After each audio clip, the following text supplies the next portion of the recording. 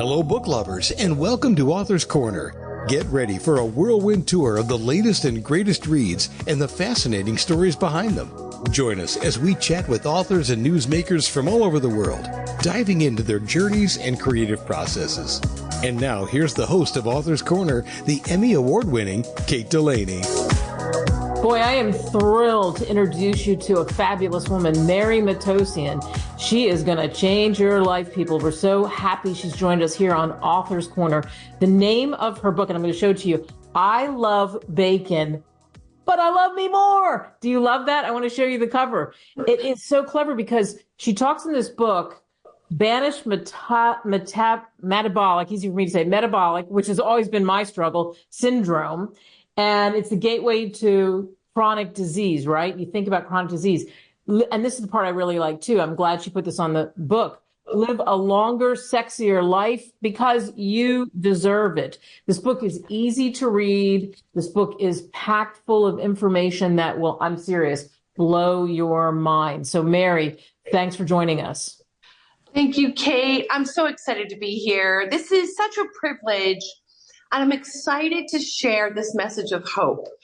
And it was a very long journey for me to get to this place.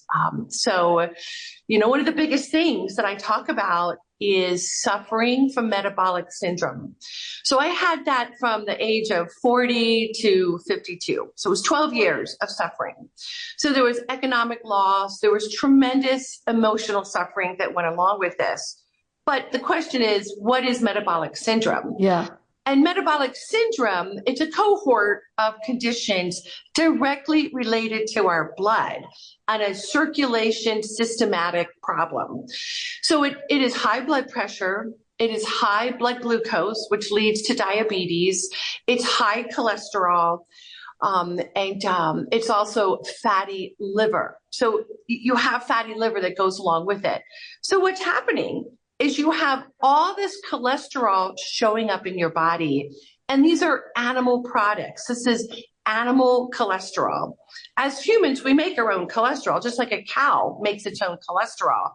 But when cholesterol comes into our body, it's like, I don't know where to go. And our bodies are meant to be processing carbohydrates because we need the glucose. It's glucose that our muscles need, and it's glucose that our brain uses. And it's insulin that gets this very basic carbohydrate to our muscles and to our brain. So what happens is suddenly, I'll tell you, it's 1 out of 3 Americans have diabetes too. So when we have a very high fat content in our blood, it literally blocks the insulin from getting into our muscles, and it gives us brain fog. So once I reduced the animal fat out of my diet and animal products out of my diet, I became more alert. I had more energy. I could focus more. I was losing weight. I could concentrate for the entire day. I slept better. I felt better. My blood pressure came down. My blood glucose came down. My cholesterol came down. In fact, my cholesterol went from 230 down to 130, not on medication. Wow. My blood pressure went from 170 over 110 down to 110 over 70. And that was within 4 days of going to the True North Clinic. And I really praise that place because I had an experience there. When I gave up salt, oil, sugar, animal products, suddenly all my blood values became normal. And it was shocking. It was truly shocking at that point. So wow. And you had to write this book because you were on this journey because you were frustrated that metabolic syndrome is serious. And then there's always the press to, well, you can't get it down. So we have medications for that. And then you get on that train, the medication train. And thank goodness you dove deeper and peeled back and figured out it was the food, it was what you were doing there. And oh, what a difference it makes. So it brings up the question, how is the healthcare industry failing us? Sure, that's a great question. And since COVID, the healthcare industry is $4.5 trillion a year. So that's $13,500 per American. You know, we're not spending that much on food. And so you got to wonder what's going on. We have several industries that are kind of involved in this misinformation.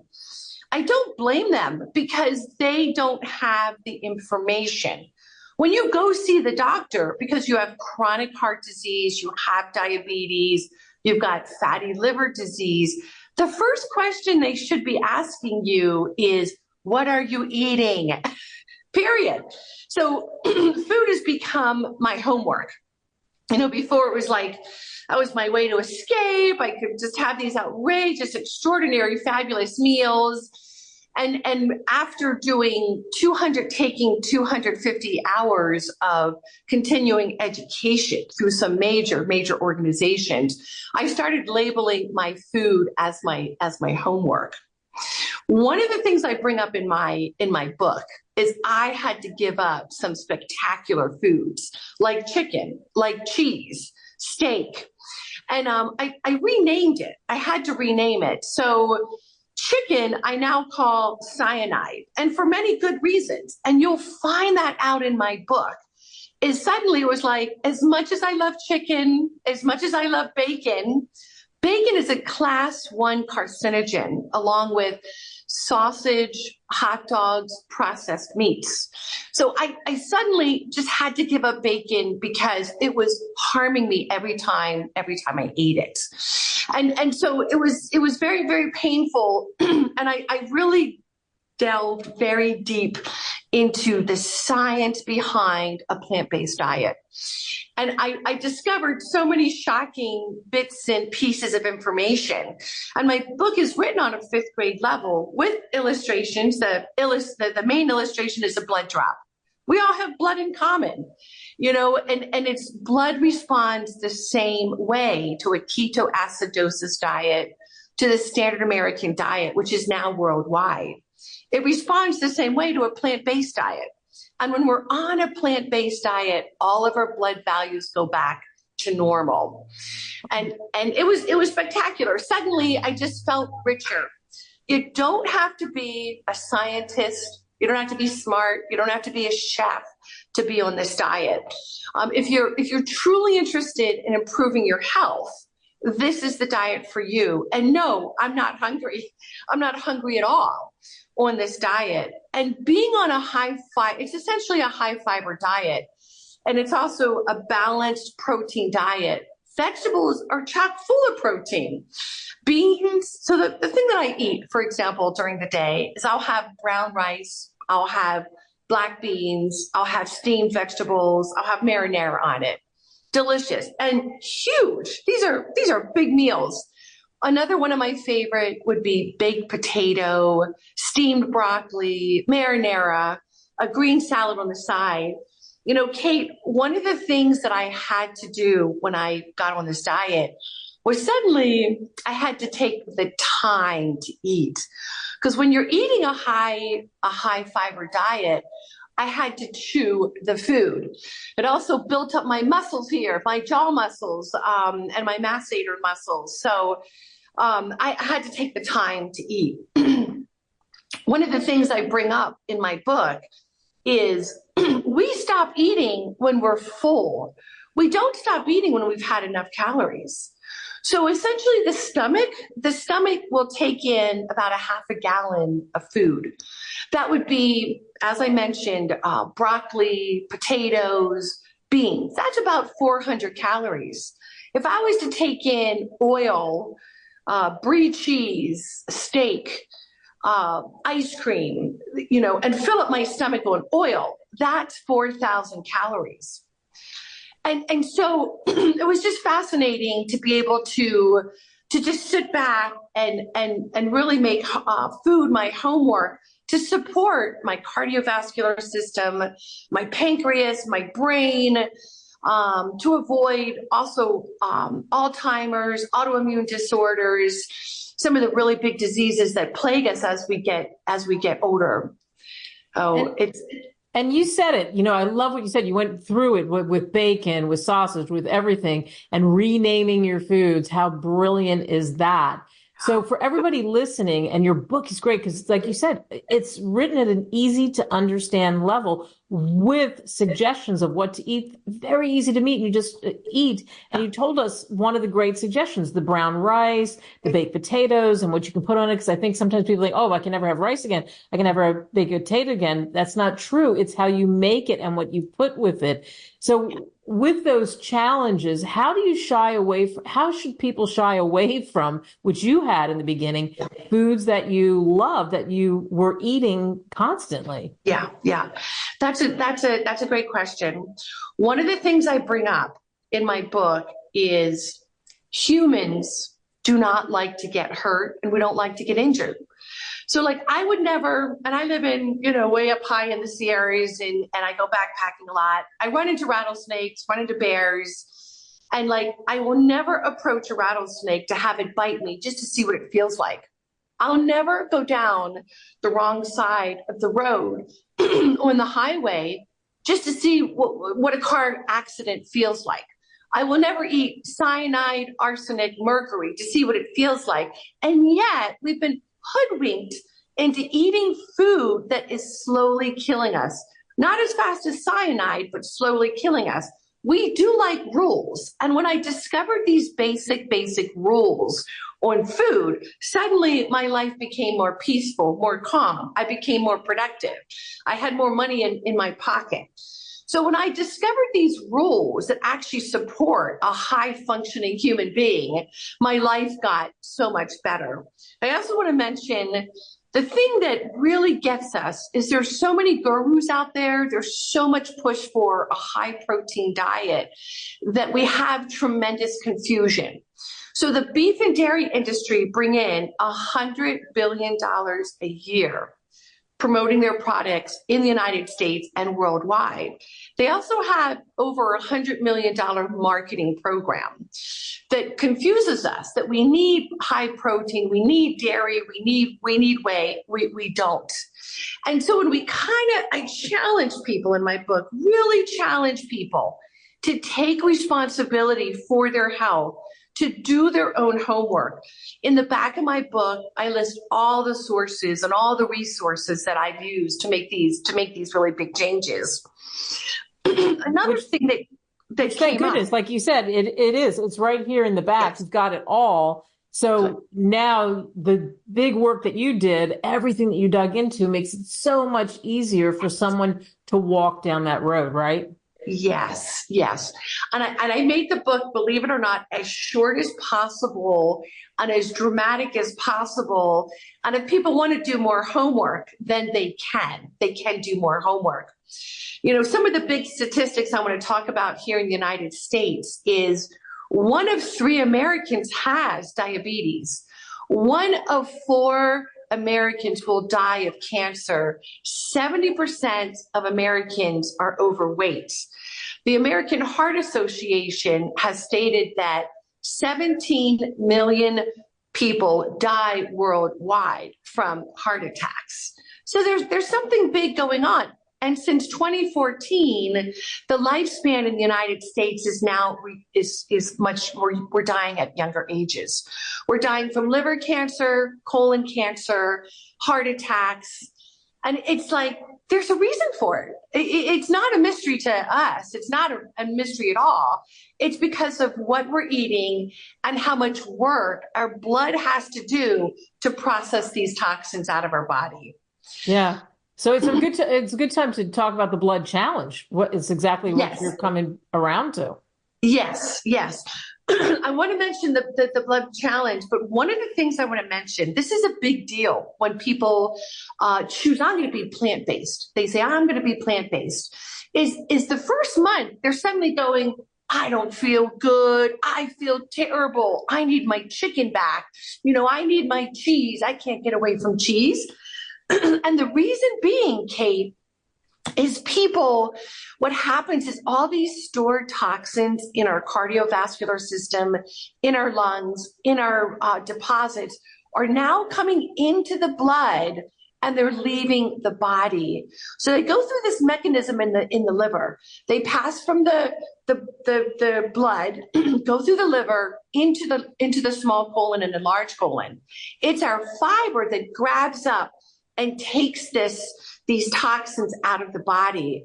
So when a person decides to be plant-based, I highly recommend at least a month. Give it a month. People might have basic blood work already to work with. Use that as your parameter. Give it a month. If you want to, go back and get your blood checked again. It was so shocking to me how my blood values, my blood pressure had all changed after being on this. And this was like 1 month, 2 months, 3 months after the blood challenge. So what I'm recommending is, sure, 3 meals a day, oatmeal, strawberries, maple syrup, pumpkin seeds. Take the time, sit down and eat it. Again, 30 minutes. It feels like a waste of time to eat, but you want to sit down, you're going to feel full, you're going to feel uncomfortable, then have a nice lunch. Have a salad, have the brown rice, beans, steamed vegetables, little salsa on it. And then for dinner, you want to have a lighter dinner. You want to have, again, a salad, a soup, something that really fills you up. Be sure to just gently bring activity, like a gentle walk into your life, because you're like, I feel a little uncomfortable. So the body, it's because of all the extra fiber you're taking in. You have to take the time to process that fiber by chewing it and eating it and digesting it. So that's the biggest challenge. Is in my book, I also mentioned there's not a restaurant I don't go to where I can get sides. I can get sides and I can eat a plant-based diet. So then if they check their blood value after a month, they're going to see dramatic improvements. You can't do that on a ketoacidosis or the standard American diet. And then suddenly you're going to see that you're going to have more energy. You're going to start losing weight. Another thing I also mentioned in my book, I think it's really important because this was something I didn't know, is that you should be hydrated, well hydrated before a meal. I was always taught to drink my fluids with a meal. So you want to be well hydrated 30 minutes before a meal. Once you eat your meal, you want to wait 2 hours before you start taking in water or herbal teas. And so that really helped with my digestion issues. Wow. Yeah. That's a great tip because I think very few people realize that they take water with the meal and they don't think about that. And then they don't think about that afterwards. So that's huge that you've already told us this. Again, the name of the book, I Love Bacon, but I Love Me More. You can get it at Amazon, Barnes & Noble, wherever great books are sold. And you're a nurse. And so you think about that, what you've been able to uncover. And a thing that we talk about a lot with our health is stress. And how do we battle stress and adverse things that happen, adverse events? And you talk about the fact that the plant-based diet helps you tremendously in that arena, doesn't it? Kate, I'll tell you why. These creatures that we're eating, pigs, chickens, cows, they're full of cortisol. And I used to have literally panic attacks when I was on a high hormone diet.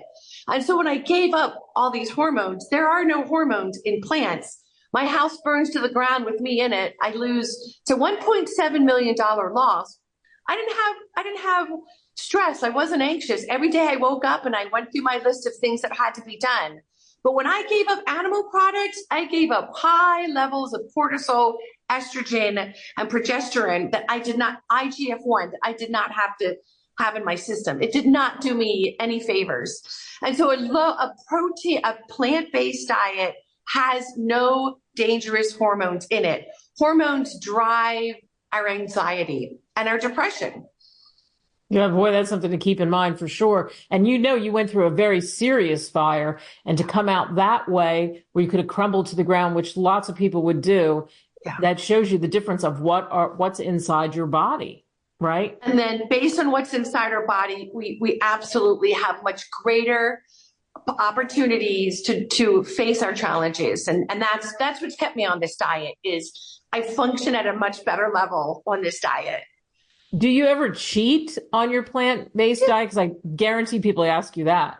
Yes, I do. But I have that structure. The 9 a.m. big meal, the 3 p.m. big meal. I always have a plan. I got a plan written out. My biggest meals are the plant-based meals. And sure, when I go to a party, if I go to a special event, I will cheat. As a human, this is not about perfection, but this is like a group that we're following to stay on this diet. And after all these years, and just after a very short period of time, I realized the benefits that I've been receiving from being on this diet. So yeah, cheating's okay. Cheating's okay. Always just keep coming back to this high protein or this high fiber diet. Yeah. And so summing this all up, because you've told us so many wonderful things, and I think we've already said it, but what do you hope people take away from reading your book, I Love Bacon, but I Love Me More? Well, that it's really about, like you said, managing stress.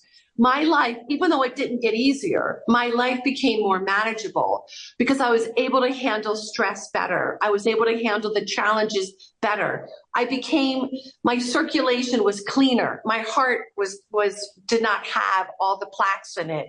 So I was able to function at a much higher level. And because of this, that is why I'm on a plant-based diet. Food became my homework. Food can be our greatest medicine, and food can be our greatest poison that could poison us at the slowest level, and it creates tremendous misery in our lives. And I encourage people to take this challenge and to reconsider the choices that they're making, that they'll feel so much better. This is really about avoiding chronic disease. And again, the chronic disease, they get bigger and worse as we get older if we don't change our diet. And this is really about the most basic of medicine is food is our medicine. Mary Matossian, thank you so much. Perfect place to end this. And I am so glad you're on this quest. Pick up this book. Thank you. Thank you, Kate. It's been such a pleasure. Thank you so much.